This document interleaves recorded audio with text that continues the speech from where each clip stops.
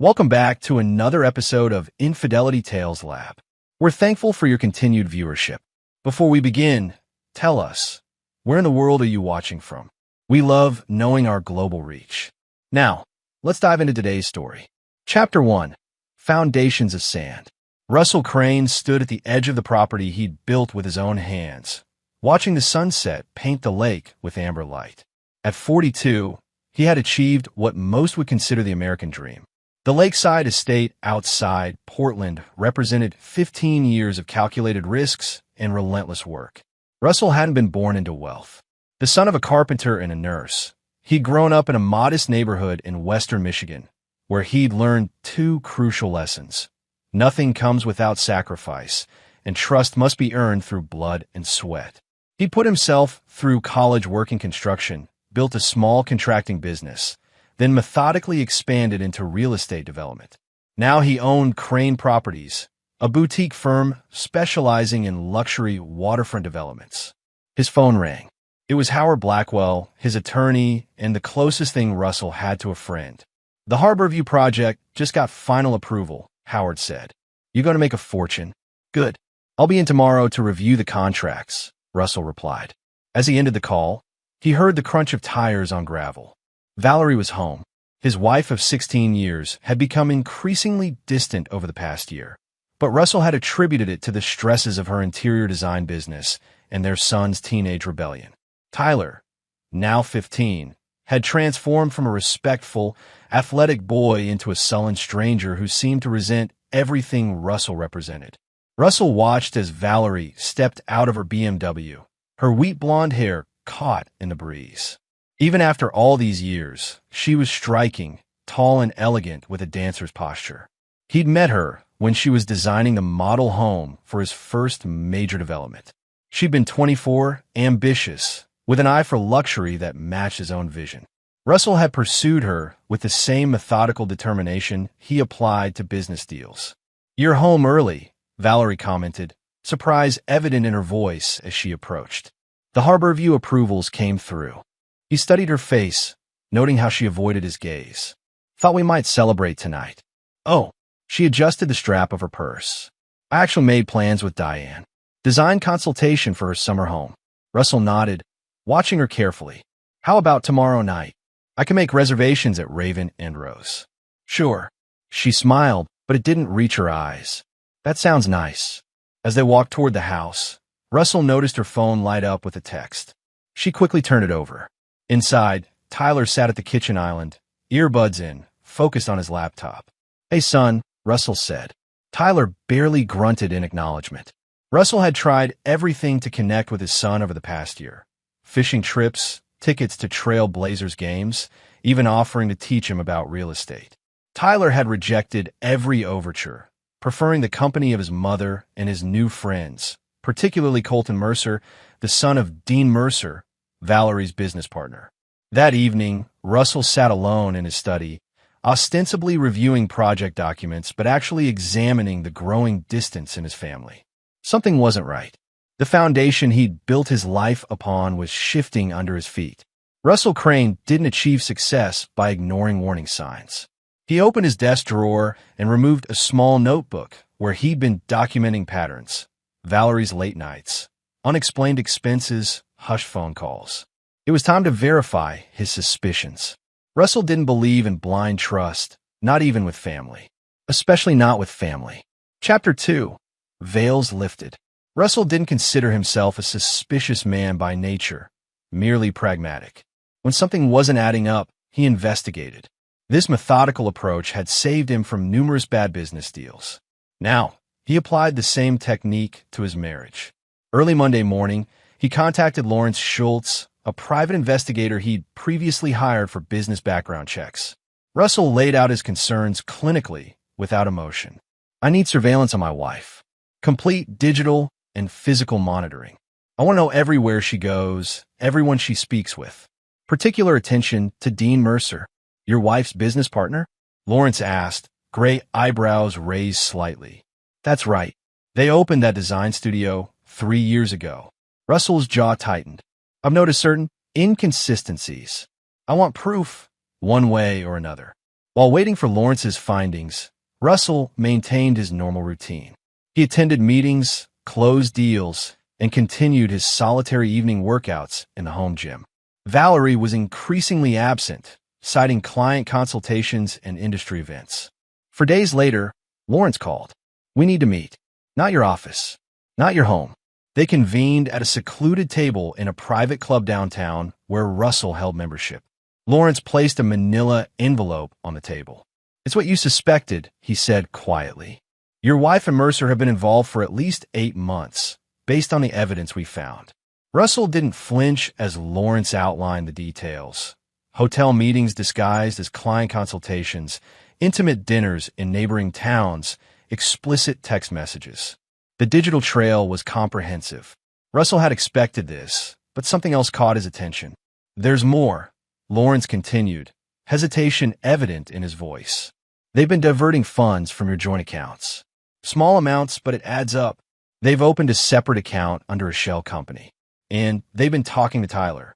Russell's eyes narrowed. "My son." Lawrence nodded gravely. "Phone records show frequent calls between Tyler and both Valerie and Mercer. We intercepted several messages. They've been turning him against you, Russell." Methodically, Russell opened the envelope and examined the photographs, bank statements, and transcripts of conversations. One message from Valerie to Dean stood out. "Once her is out of the picture, everything falls into place. T is on board now." After Lawrence departed, Russell remained at the table, sipping bourbon as he processed this information. The betrayal was more calculated than he'd imagined. Not just an affair, but a conspiracy involving his own son. They'd been systematically dismantling everything he'd built. That night, Russell returned home later than usual. Tyler was in his room, and Valerie was reading in bed. She barely looked up when he entered. "How was your day?" he asked casually. "Fine. Just the usual client meetings." She turned a page in her book. "And Dean, how's the business partnership going?" If she noticed the slight emphasis on partnership, she didn't show it. "Good. We're bidding on the Lakewood Heights project." Russell nodded, changing into his night clothes. I was thinking we should take a family vacation. The 3 of us. Maybe to that island resort in the Bahamas you always wanted to visit." Valerie finally looked at him, surprise evident in her expression. "Really? You've always been too busy for extended vacations."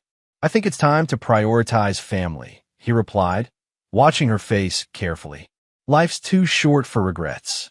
She smiled, a genuine smile for once. "I'd like that. I'll talk to Tyler tomorrow." Russell smiled back, already calculating his next move.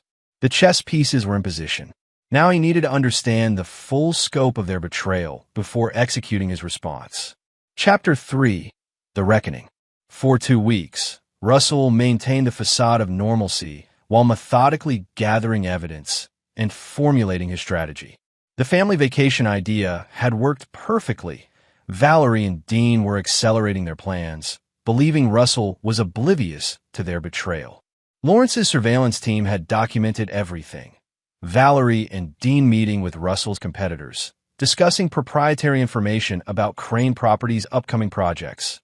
Tyler accompanying them to view apartments in Seattle, far from Portland and Russell's influence.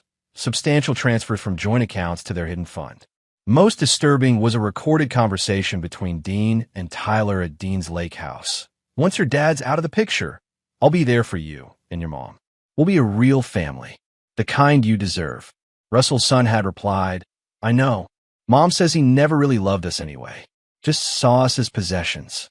Each revelation should have wounded Russell, but instead, they reinforced his resolve. He'd grown up with nothing, fought for everything he had. He wouldn't allow their betrayal to destroy what he'd built. On a Friday evening, Russell informed Valerie he'd be working late. Instead, he sat in his car near Dean Mercer's condominium, watching as Valerie's BMW pulled into the parking garage. An hour later, Tyler arrived by Uber. A family meeting without the family patriarch. Russell drove home and accessed the safe hidden in his wine cellar. Inside were insurance policies, property deeds, and a flash drive containing contingency plans for every aspect of his life. Russell had never believed in leaving things to chance. At precisely 9 p.m., he called Howard Blackwell. "It's happening. Russell said simply. Activate Protocol 3. Howard, who had helped Russell structure his assets years ago as a precaution against business disputes, understood immediately. All of it. All of it. Transfer everything to the Granite Holdings structure. Effective immediately. Consider done. The alternate banking arrangements are already in place. Anything else? Russell paused, looking at the framed family photo on his desk. A smiling trio on a ski vacation 3 years earlier. Have security ready at all properties by tomorrow morning. Change all access codes. And Howard, thank you. The next day, Russell spent the morning finalizing preparations at his office downtown. When he arrived home in the afternoon, both Valerie's and Tyler's vehicles were in the driveway. Perfect timing. As Russell entered the house, Valerie was descending the stairs, looking startled to see him. Tyler stood in the living room doorway, his expression a mixture of defiance and apprehension.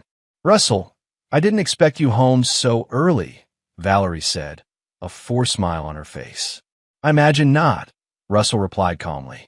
Is there something you want to tell me, Valerie? Perhaps about your plans with Dean? Or the apartment in Seattle? The color drained from her face. I don't know what you're. Stop lying, Russell interrupted, his voice steel-edged but controlled. I know everything. The affair, the diverted funds, turning my own son against me. Tyler stepped forward. She didn't turn me against you. You did that yourself, always choosing work over family. Russell regarded his son coldly. Is that what they told you? That I never cared? While they planned to steal what I've spent my life building. Valerie's demeanor suddenly changed. Her shoulders straightened and her eyes hardened. It doesn't matter now. We're done pretending. Russell. She walked to the door and opened it. Standing outside was Dean Mercer, who entered with the confidence of a man who believed he'd already won. Russell, Dean acknowledged with a nod. This isn't how we wanted things to go. My wife stopped me at the door. Her face was cold as she said, I don't have a husband. You're not the father of your kid. Please leave. Russell recited the words without emotion. Behind her, my son stood smiling, already wearing the keys to my room on his keychain. Valerie's eyes widened with shock at his specific knowledge of their conversation from the previous night. I didn't argue, Russell continued. I just smiled, pulled out my phone, and called the bank. The confused expressions on their faces turned to alarm as Russell removed his cell phone and made a call. Now, he said simply, then ended the call. Almost immediately, their phones began buzzing with alerts. Valerie frantically checked hers, her face paling. What did you do? She whispered. Now they're the ones begging. Russell finished, pocketing his phone. You wanted me gone? Wish granted. But you should have been more careful about what you wished for. Chapter 4. The Architect of Ruin. The morning after the confrontation, Russell sat in Howard Blackwell's office, calmly sipping coffee as his attorney updated him on the implementation of Protocol 3. All assets have been transferred to Granite Holdings, Howard confirmed. The timing was impeccable. When Valerie tried accessing the accounts this morning, everything was already secured. Russell nodded, satisfied. And the properties? All locks changed, security codes updated. The lake house, the condo in Aspen, the house in Palm Springs, everything's locked down. Valerie's cards have been canceled. As we speak, she and Tyler are effectively homeless. Russell had prepared for this scenario years ago, long before he had any reason to suspect betrayal. It wasn't paranoia, it was insurance. Granite Holdings was a complex legal structure, based partially offshore, designed to be impenetrable to litigation. Within it resided the true ownership of all Russell's major assets. On paper, Russell Crane now had almost nothing. In reality, he controlled everything through proxies and trusts. What about Mercer? Russell asked. Howard grimaced. He's already contacted his attorney. They're threatening litigation. Let them try. Russell set down his cup. I need a place to stay temporarily. Is the downtown loft ready? Fully furnished and stocked. The car service can take you there now. As Russell stood to leave, Howard hesitated. Russell, about Tyler, he's still your son. Something cold flickered in Russell's eyes. Is he? He made his choice. To understand Russell's ruthlessness, one had to understand his past. Growing up in Michigan, Russell had learned harsh lessons about loyalty. His father, Abraham Crane, had built a modest construction company through decades of hard work, only to see it destroyed when his business partner and supposed best friend embezzled funds and vanished. The betrayal broke Abraham, who died of a heart attack 6 months later. 16-year-old Russell had watched his mother work double nursing shifts to keep their home. He'd sworn then that he would never be vulnerable like his father. He would never trust blindly, and he would never forgive betrayal. These formative experiences hardened Russell's approach to business and relationships. Every agreement included contingencies for worst-case scenarios. Every partnership was structured to protect his interests absolutely. Even his marriage had been governed by an ironclad prenuptial agreement that Valerie, young and in love, had signed without careful scrutiny. Now, as Russell settled into the sleek downtown loft that served as his contingency residence, he reviewed what he knew about his adversaries. Dean Mercer had his own history. The son of a wealthy family, he'd coasted through life on charm and connections. His design work was mediocre at best, but his social connections had made him valuable to Valerie's business. What Dean really wanted wasn't Valerie. It was access to Russell's wealth and status. Valerie herself had grown up in modest circumstances in California. She'd been ambitious when Russell met her, hungry for success and the finer things. For years, she'd been a true partner, her design talents complementing his development vision. But somewhere along the way, she'd grown resentful of Russell's drive and the sacrifices it required. And Tyler, Russell's jaw tightened thinking about his son. The boy had been corrupted by Valerie's resentment and Dean's false promises. Fed lies about his father while being groomed to help steal his legacy. That evening, Russell received the expected call from Valerie. "What have you done?" Her voice trembled with rage. "The cards don't work. The accounts are empty. We tried going to the Aspen house, and the codes have been changed. Did you really think I wouldn't protect myself?" Russell replied calmly. "Everything you're experiencing now is the direct result of your choices, Valerie. You can't do this. Half of everything is legally mine." "Is it?" "Check the prenuptial agreement you signed. Section 12, paragraph 4. In case of infidelity, you forfeit all claims. The joint accounts contain my business earnings that you were merely authorized to access. As for the properties, they're owned by entities you have no legal claim to." "We'll fight this," she hissed. "Dean's already talking to lawyers. By all means, waste what little money you have left on legal fees. The structures I've created would take years and millions to untangle. Do you really think Dean will stick around once he realizes there's no payday coming?" The line went silent for a moment.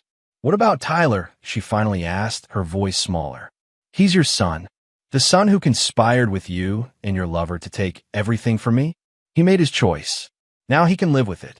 Russell ended the call and turned to his laptop, opening a document titled Contingency Response, Phase 2. This wasn't merely about protection anymore. It was about consequences. Chapter 5, Dominoes of Destruction. 3 days after the confrontation, Russell sat at a corner table in an upscale restaurant with Alexis Bender, the ambitious young owner of a rival design firm to Valerie and Dean's business. "I'm confused, Russell," Alexis said, studying him over her wine glass. "You want me to specifically hire away Valerie and Dean's top designers and key clients? Isn't Valerie your wife?" Russell's expression remained impassive. "My soon-to-be ex-wife. This is strictly business, Alexis. Their firm is vulnerable. I'm offering financial backing for you to expand rapidly and absorb their market share. And in return, 20% silent partnership and first right of refusal on design work for all Crane Properties developments." Alexis smiled slowly. "You're not just trying to grow my business. You're systematically destroying theirs." Russell didn't deny it. "Do we have a deal?" Within 2 weeks, Valerie and Dean's design studio was hemorrhaging both talent and clients. Their 3 senior designers resigned simultaneously, taking major clients with them to Alexis Bender's rapidly expanding firm.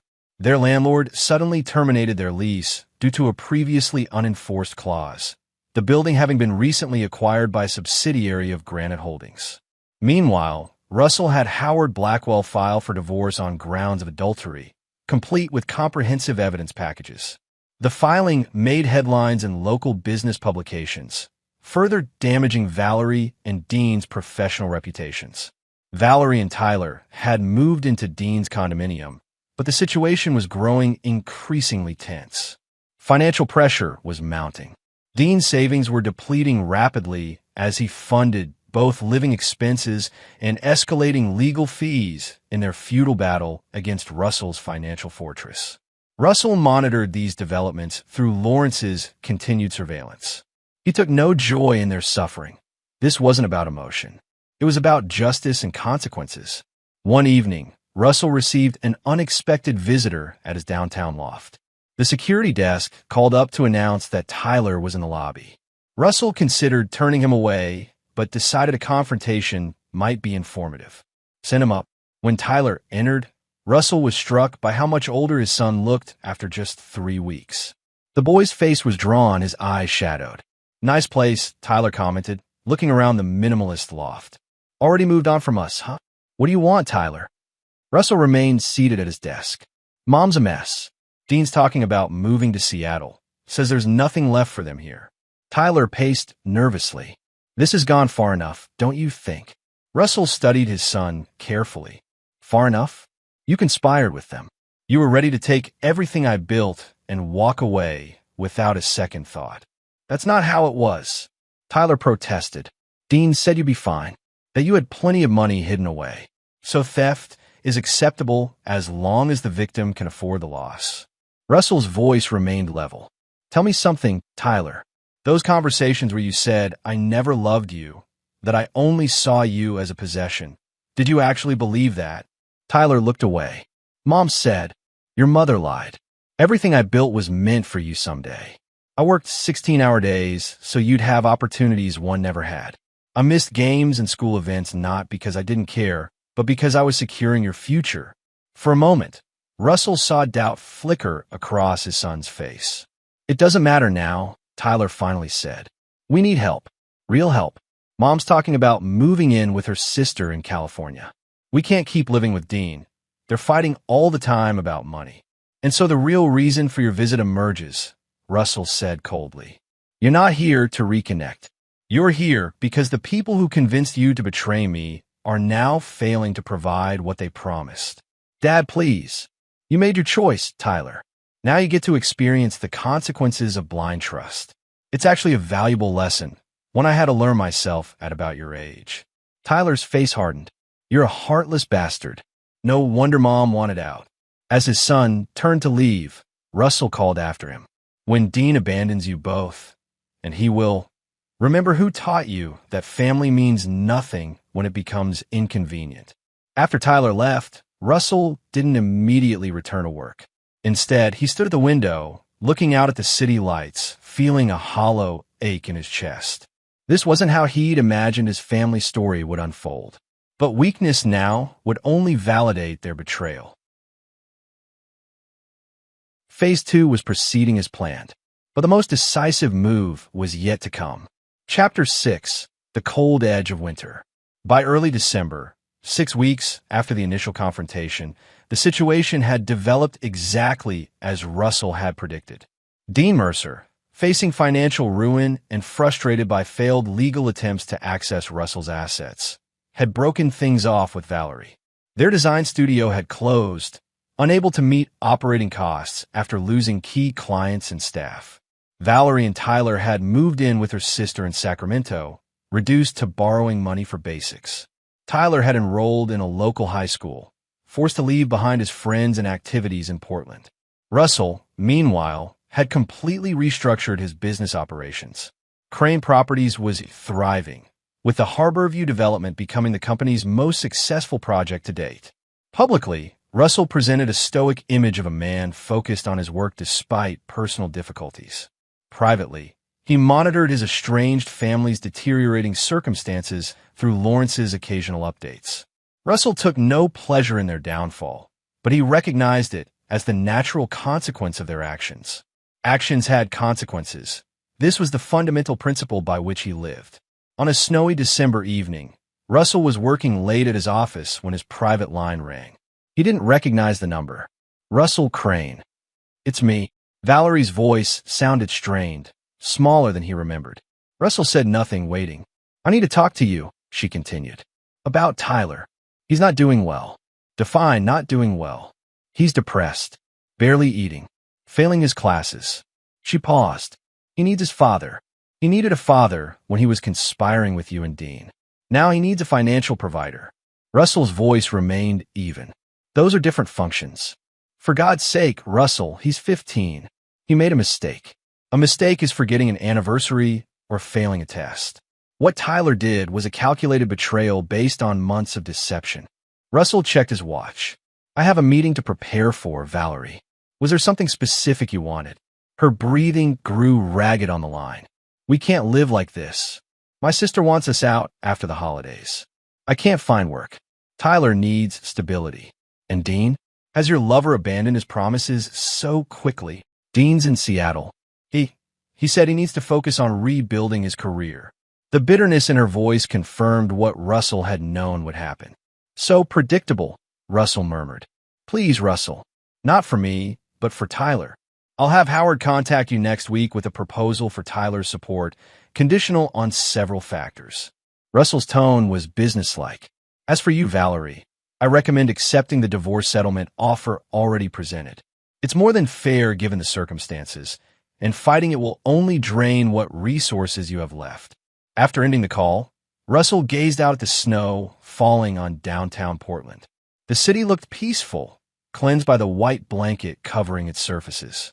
Soon, this chapter would be closed permanently. The following morning, Russell met with Howard to outline the terms for Tyler's support: a modest monthly allowance, tuition for a boarding school in Massachusetts, and a path to college funding, all contingent on Tyler meeting academic standards and having no contact with Dean Mercer. "This seems unusually generous given your position on Tyler's betrayal," Howard observed. "It's not generosity," Russell replied. "It's strategic. Tyler needs to understand that actions have consequences, but also that different choices lead to different outcomes.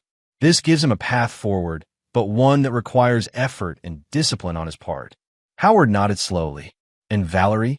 The original offer stands. She gets enough to restart somewhere modest, nothing more.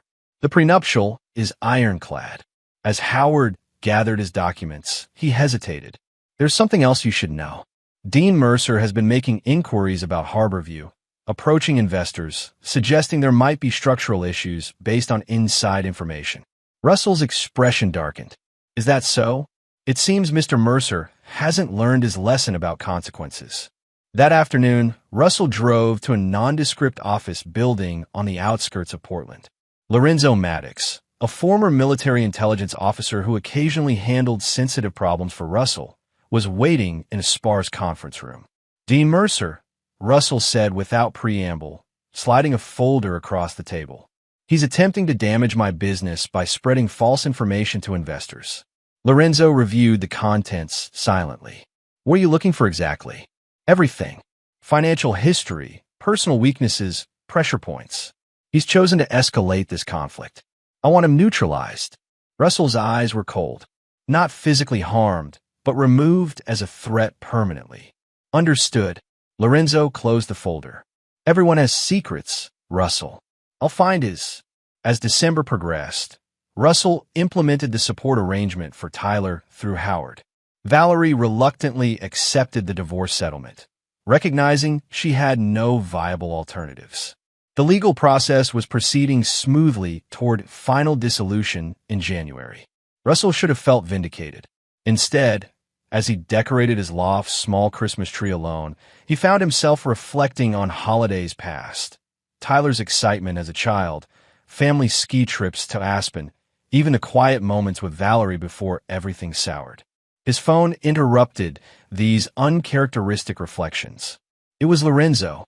"You're going to want to see this immediately," Lorenzo said, his voice unusually animated. "I found something about Mercer that changes everything." Chapter 7, Buried Truths.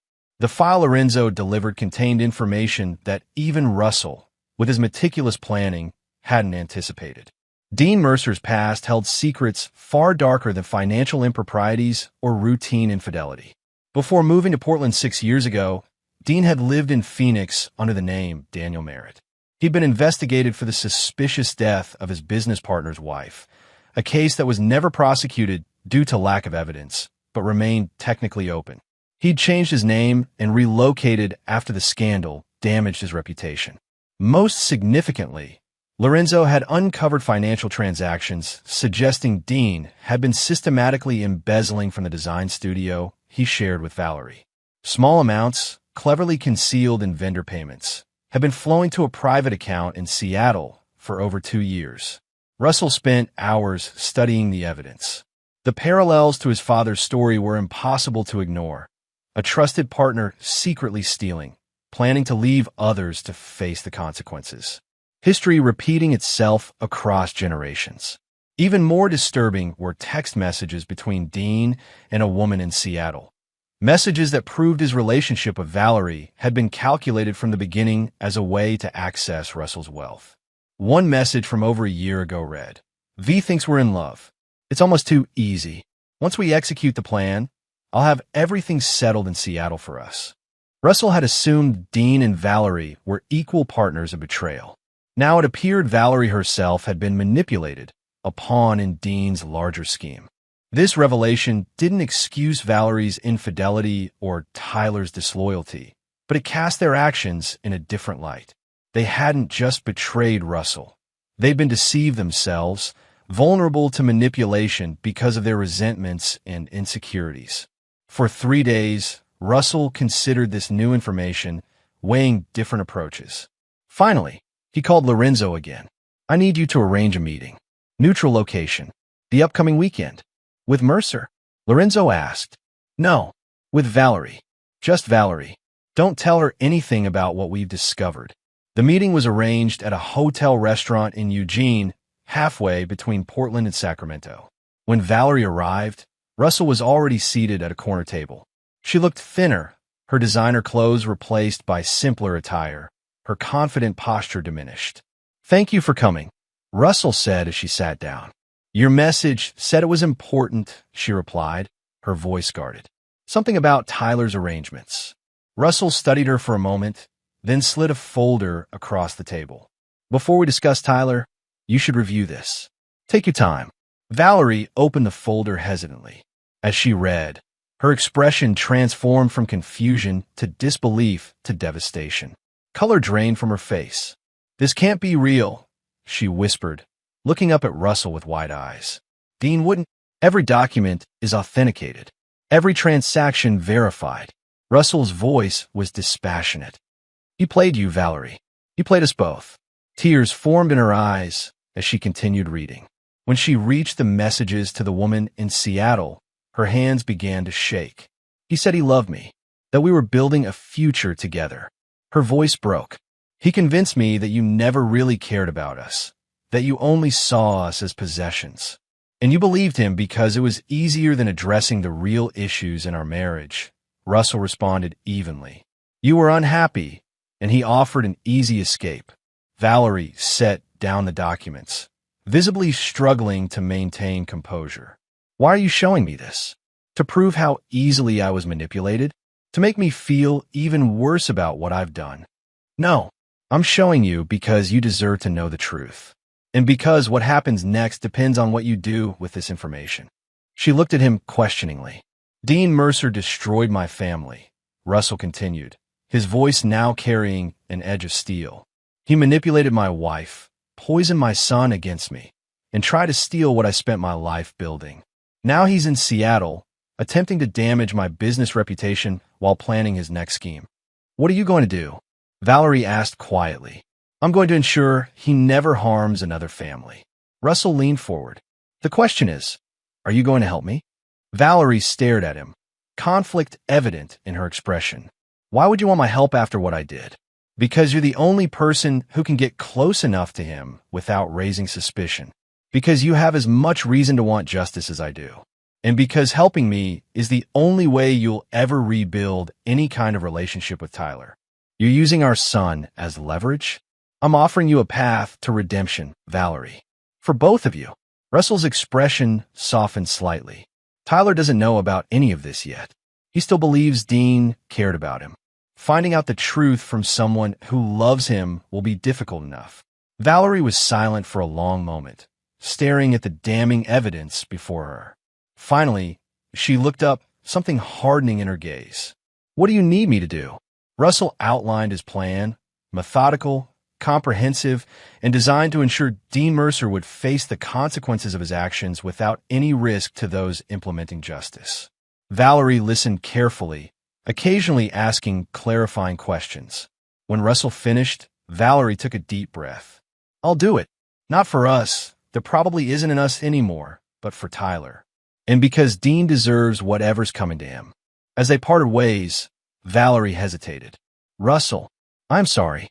Not just for believing Dean, but for everything before that. We were broken long before he came along." Russell nodded, neither accepting nor rejecting her apology. "Actions have consequences, Valerie. Always. But sometimes, different actions can create different outcomes. Remember that." Chapter 8. The Execution. January brought bitter cold to Seattle, where Dean Mercer was establishing his new life. He'd leased an expensive downtown condo and was courting potential clients, trading on his Portland reputation while carefully avoiding mention of his business's collapse. Dean had no idea he was already under comprehensive surveillance. Lorenzo's team monitored his every move, building a detailed profile of his daily patterns, professional contacts, and digital activities. Russell, reviewing the reports from Portland, waited for the optimal moment to implement the next phase. That moment came when Valerie contacted Dean in mid-January, her voice tearful over the phone. "I can't do this anymore, Dean. Russell's lawyers are crushing me. The settlement barely covers rent for a studio apartment. Tyler's miserable at that boarding school." She paused, allowing desperation to color her tone. "I need your help. Please." Dean hesitated, clearly reluctant to re-entangle himself with Valerie's problems. "Val, I'm just getting established here. I don't have resources to—" "I'm not asking for money," she interrupted. "I have information about Russell's business, his financial structures. Information worth a lot to the right people." This caught Dean's attention. "What kind of information?" "Not over the phone. I need to see you. I can come to Seattle this weekend." After some persuasion, Dean agreed to meet her. Russell, listening to the recorded call, nodded with satisfaction. Valerie had played her part perfectly, appealing to both Dean's greed and his ego. That weekend, Valerie arrived in Seattle, checked into the hotel Russell had arranged, and met Dean for dinner. She was wearing a wire, with Lorenzo's team monitoring from a nearby van. "You look good," Dean said, evaluating her across the table. His initial reluctance had given way to calculated charm. "Appearances can be deceiving," Valerie replied with a bitter smile. "I'm barely holding it together." Throughout dinner, she carefully built a narrative about Russell's supposedly vulnerable financial position, hinting at information she discovered while going through documents before leaving Portland. "He has a backup structure, Grana Holdings. That's where everything valuable is hidden." She leaned closer, including electronic records of every development project for the past 10 years. Plans, permits, material specifications, everything. Dean's eyes gleamed with interest. "And you have access to these records?" "I have the access credentials. Russell never changed them. He doesn't know I found them." She lowered her voice. "There are problems with Harborview, Dean. Serious structural issues they've covered up. The kind of information that could be worth millions to the right parties." "Why are you telling me this?" Dean asked, suspicion finally surfacing. "You could take this to Russell's competitors yourself." Valerie's expression hardened convincingly. "Because I don't just want money. I want Russell to suffer like I'm suffering. You know his connections. You know who would pay most for this information. I can get the files, but I need your help to monetize them." By the end of dinner, Dean was fully engaged, already planning how to approach potential buyers for the non-existent information. They agreed to meet the following afternoon at Dean's condo to review the files Valerie claimed to have downloaded. As she left the restaurant, Valerie spoke quietly into her concealed microphone. "He's in. Tomorrow at 2 p.m. Russell received the confirmation in Portland and made one final call to Lorenzo. "Proceed as planned. Everything needs to be in place by noon tomorrow." The next day, Valerie arrived at Dean's luxury condo building carrying a laptop bag. Lorenzo's team had already positioned themselves throughout the building, including a maintenance worker on Dean's floor. Dean welcomed Valerie with a kiss on the cheek, his earlier reluctance completely gone now that he sensed profit. "I've been thinking about potential buyers. I have contacts at Thompson Development who would pay generously for verified structural issues with Harborview." "Let's look at the files first," Valerie suggested, removing a laptop from her bag. "The evidence needs to be rock solid." As Dean leaned over her shoulder, eager to see the damaging information, Valerie opened a folder containing construction photos. While he was distracted, she pressed a specific key combination, activating a program Russell's IT specialist had installed. "What am I looking at here?"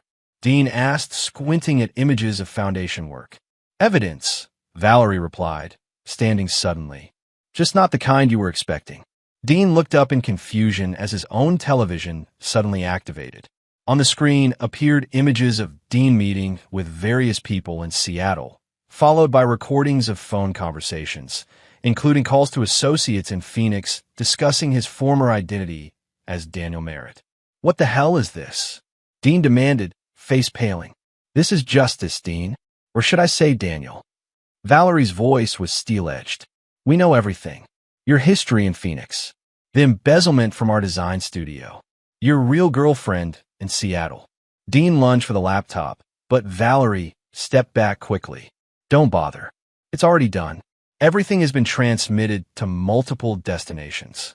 The television continued displaying evidence. Financial records showing Dean's systematic theft from the design studio, his communications with his Seattle girlfriend discussing how he was using Valerie, and finally, records from the Phoenix investigation into his business partner's wife's death. "You crazy bitch," Dean snarled, advancing toward Valerie threateningly. "You think Russell put you up to this? After everything?" Before he could reach her, the door opened and Lorenzo entered with another man, a Seattle police detective. "Dean Mercer," the detective asked. "We have some questions about financial improprieties related to Winterstone Design Studio in Portland. We also have colleagues in Phoenix who are very interested in speaking with you regarding the reopened investigation into Patricia Lennox's death." As Dean was escorted from the condominium, Lorenzo ensured Valerie was safely on her way to the airport. The plan had executed flawlessly. By evening, Dean Mercer was in custody, facing charges in 2 states and the complete destruction of his carefully constructed false identity. Russell, receiving confirmation of the operation's success, allowed himself a brief moment of satisfaction. Dean had attempted to destroy Russell's family and business using manipulation and lies. Now he would face the consequences of his own buried truths. True justice wasn't about revenge. It was about ensuring natural consequences for one's actions. Dean had sown deception and betrayal. Now he would reap their harvest. Chapter 9. Frost and Thaw. 3 months after Dean Mercer's arrest, Russell stood on the observation deck of Portland's Pittock Mansion, gazing at the city spread below him.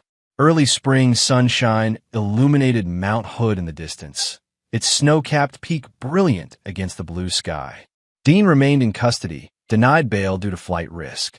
The reopened investigation in Phoenix had uncovered new evidence in the death of Patricia Lennox, and prosecutors were confident in securing a conviction. His financial crimes in Portland had been fully documented, ensuring he would face justice in multiple jurisdictions. The divorce between Russell and Valerie had been finalized 6 weeks earlier. The terms remained as Russell had originally offered, enough for Valerie to start over modestly, but nothing approaching the luxury she had once enjoyed. She had accepted without protest, acknowledging it was more than fair given the circumstances. Russell's phone vibrated with a text message. "We're here." He turned to see Valerie's car, pulling into the parking area below. She emerged first, followed by Tyler, home from boarding school for spring break. This meeting had been Russell's idea. Neutral ground, a casual lunch to discuss Tyler's future. It wasn't forgiveness precisely. Russell Crane still believed absolutely in consequences. But he also recognized that both Valerie and Tyler had been victims of manipulation, even if their own weaknesses had made them vulnerable to it. As they approached, Russell noted the changes in his son. Tyler stood straighter, his expression less sullen than defiant. The expensive Massachusetts boarding school was known for its discipline and academic rigor. According to reports Russell received, Tyler was performing adequately, though not exceptionally. Russell, Valerie acknowledged with a nod. She looked different, her hair shorter, her clothing simpler. She had found work at a small design firm in Sacramento, starting over at a junior level. "Dad," Tyler said, his voice caught between reluctance and something else, perhaps regret. "Thank you both for coming," Russell replied. "Shall we have lunch? The view from the restaurant here is exceptional." During lunch, conversation remained cautious, focused primarily on Tyler's school experiences and his plans for college. Russell listened more than he spoke, evaluating his son's maturity and judgment. As they finished dessert, Russell addressed the underlying tensions directly. "I didn't arrange this meeting to dwell on the past, but we can't move forward without acknowledging it." Tyler looked down at his plate, while Valerie met Russell's gaze steadily. "What happened was a failure on multiple levels," Russell continued. "Dean Mercer was the architect of much of the deception, but he exploited real problems that already existed between us. I should have seen through him," Valerie said quietly. "I wanted to believe someone could love me the way he pretended to." Tyler looked up, his expression pained. "He told me you didn't care about us, that you only cared about your business. I believed him because it felt true. You were always working, always focused on the next project." Russell nodded, accepting this perspective without defensiveness. "I built everything I did with you in mind, Tyler. The legacy was always meant for you. But I failed to make that clear, to balance the present and the future." He turned to Valerie. "And I failed to see how unhappy you'd become. That doesn't excuse your choices, but I recognize my part in creating the conditions Dean exploited." "What happens now?" Tyler asked directly. "That depends on what you both want," Russell replied. "I'm not offering reconciliation in the traditional sense. Too much has happened for that. But I'm offering a path forward." He outlined his proposal. Tyler would complete his education at the boarding school, then attend college with Russell's full financial support. Upon graduation, if Tyler demonstrated responsibility and business acumen, there would be a place for him at Crane Properties. For Valerie, Russell offered professional connections in Sacramento to help rebuild her design career and a commitment to civil co-parenting of Tyler. "This isn't forgiveness," Russell clarified, his eyes hard. "I don't forget betrayal, and I don't pretend it didn't happen. But I recognize degrees of culpability, and I believe in proportional consequences." Tyler looked at his father with new understanding. "You're still punishing us, just less severely than Dean." Russell's expression remained steady. "I'm offering consequences appropriate to actions and circumstances. Dean plotted meticulously to destroy lives for personal gain. Your actions, while damaging, were born partly from manipulation and partly from genuine grievances." "And if we reject your terms?" Valerie asked. "Then we maintain the current arrangements. The choice is yours." Russell's tone made clear this wasn't a negotiation. After lunch, as they walked through the mansion's gardens, Tyler fell into step beside his father, slightly apart from Valerie. "I'm sorry," he said suddenly, voice low. "Not just for believing Dean, but for betraying you. For being weak." Russell studied his son's profile, so similar to his own at that age. Weakness isn't permanent unless you allow it to be. The measure of a person isn't in never falling, but in how they rise afterward. "Is that what you're doing now? Rising after falling?" "No," Russell corrected. "I didn't fall. I was attacked, and I defended what's mine. There's a difference." Tyler nodded slowly.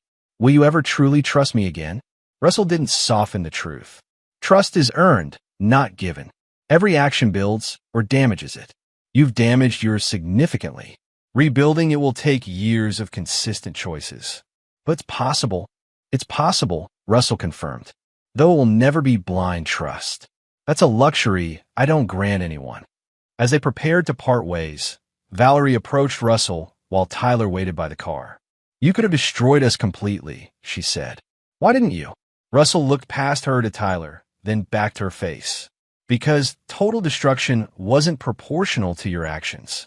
I believe in justice, Valerie, not vengeance. Is that what you call what happened to Dean?